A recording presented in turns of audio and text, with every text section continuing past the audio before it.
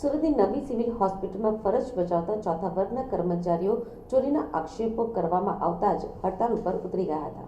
સુરતની નવી સિવિલ હોસ્પિટલના કર્મચારીઓ દ્વારા હડતાલ પાડવામાં આવતા હોસ્પિટલમાં સફાઈ તેમજ દર્દીઓને સ્ટ્રેચર ઉપર લાવવા લઈ જવા સહિતની કામગીરી પ્રભાવિત થઈ હતી. જોકે સમજાવવામાં આવતા કર્મચારીઓએ હડતાલ સમજી લીધી હતી અને કામ ઉપર પરત ચાલ્યા ગયા હતા. સૂત્રો પાસેથી મળતી માહિતી મુજબ દક્ષિણ ગુજરાતની સૌથી મોટી ગણાતી નવી સિવિલ હોસ્પિટલમાં પ્રતિદિન હજારો દર્દીઓ સારવાર માટે આવતા હોય છે. તેમજ જુદા જુદા ઓપરેશન થિયેટર, વોર્ડ અને ઓપીડી સહિતની જુદા જુદા વિભાગોમાં ચોથા વર્ગના કર્મચારીઓ પણ ફરજ બજાવતા હોય છે. તે દરમિયાન આજે સવારે ચોથા વર્ગના આ કર્મચારીઓ અચાનક જ હડતાલ ઉપર ઉતર્યા હતા અને આરએમઓ ઓફિસની બાજુમાં આવેલ બેંક ઓફ બરોડા પાસે ભેગા થયા હતા. ચોથા વર્ગના કર્મચારીની હડતાલ પાછળનું એવું કારણ જાણવા મળ્યું હતું કે કિડની બિલ્ડિંગમાં આવેલ 6B વોર્ડમાં એક આયાબેન ફરજ બજાવતા હતા. તેમની ઉપર એક પરિચારિકા દ્વારા ચોરીનો આક્ષેપ મૂકવામાં આવ્યો હતો.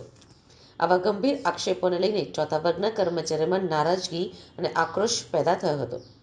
કર્મચારીઓનું કહેવું હતું કે તેઓ ઉપર અવારનવાર આ પ્રકારના ખોટા અને ગંભીર આક્ષેપો કરવામાં આવતા હોય છે. આ મુદ્દે આજે સવારે ચોથા વર્ગના કર્મચારીઓ ભેગા થઈ ગયા હતા અને હડતાલ પાડી હતી.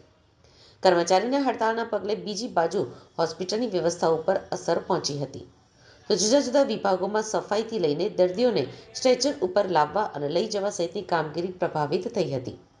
જોકે આરએમઓ ડોક્ટર કેતન નાયક સહિતના અધિકારીઓ દ્વારા હડતાલ ઉપર ઉતરેલા કર્મચારીઓને સમજાવવામાં આવ્યા હતા તેમજ જે ગેરસમજ ઉત્પન્ન થઈ હતી તે દૂર કરવામાં આવી હતી.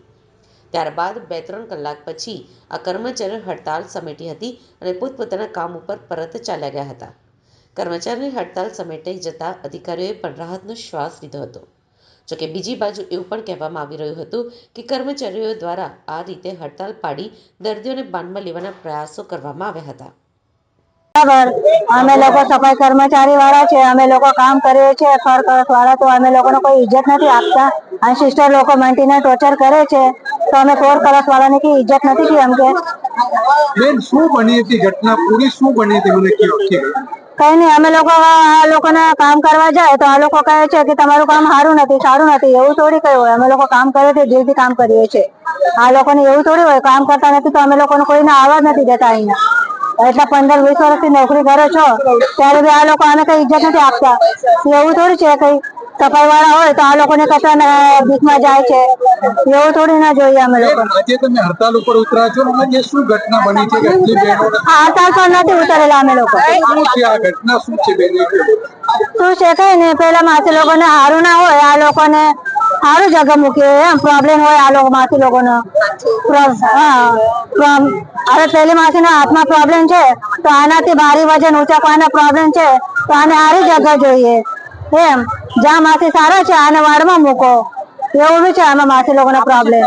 હા, એક માસીને ઓપરેશન થયેલું છે, ઓટી કરેલું છે, તો આને બેસવાની જગ્યા આપો થોડું. તો જેના ઘરે પ્રોબ્લેમ હોય આમ માસી લોકો કામ છોડી દે તો પછી એનો ઓર નથી તો પછી આ નોકરી કરવા તો આવે જ ને.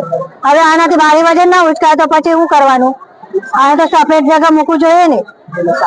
આને સારો નથી કોઈના, તો આ લોકો અમે લોકો સપોર્ટ નથી આપતા, નીચે સિસ્ટર લોકો બી નથી સપોર્ટ આપતા.